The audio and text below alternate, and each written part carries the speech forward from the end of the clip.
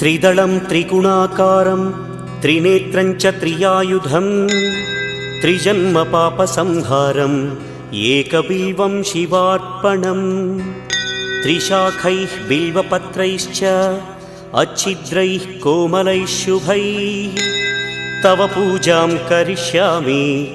एकबिल्वं शिवार्पणम् कोटिकन्या महादानं तिलपर्वतकोटयः काञ्चनं शैलदानेन एकबिल्वं शिवार्पणम् काशीक्षेत्रनिवासं च कालभैरवदर्शनं